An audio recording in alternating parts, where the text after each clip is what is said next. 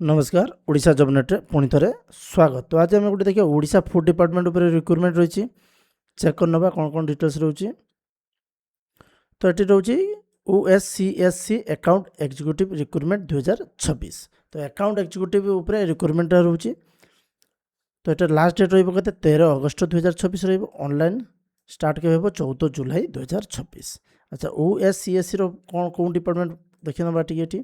तो जो आम ये देखिए Odisha state civil supplies corporation limited ठीक अच्छे यार ऊपर वैकेंसीटा रोचे। तापर एडमिट कार्ड के आसो कि अनाउंसमेंट है ना CBT एग्जाम के हम कि अनाउंसमेंट है ना। तापर आपंकर जो टोटाल पोस्ट देखा ना ये आपंकर टोटाल 13टी वैकेंसी रोचे। The post of account executive post रही टोटाल 43टी ठीक अच्छे। एजुकेशन क्वालिफिकेशन कौन रहा बैचलर डिग्री एनी डिसिप्लिन पुणी बेसिक नॉलेज होता दरकार जो DC आम कहे ठीक है बेसिक नॉलेज। तापर एज लिमिट 21 ରୁ 38 वर्ष होता दरकार। एज रिलैक्सेशन रही गवर्नमेंट नियम हिसाब से जो एज रिलैक्सेशन रहा था से अच्छी। Selection process computer base CBT हम। तापर डॉक्यूमेंट वेरिफिकेशन हम। Application not yet been announced कौन किसी अनाउंसमेंट है ना मो नोटिसटा आपको देखा दूसरी। तापर जो इंपोर्टाट लिंक को जी तो ये आप पाइज डिटेल्स नोटिफिकेशन अच्छी एप्लाई ऑनलाइन आसीने 14 जुलाई स्टार्ट हो ऑफिशियल वेबसाइट आप क्लिक कर जापरेंगे। तो डिटेल्स नोटिफिकेशन को गले आम क्लिक यार क्लिक करवा आप पूरा नोटिफिकेशन ये ओपन हो ठीक है।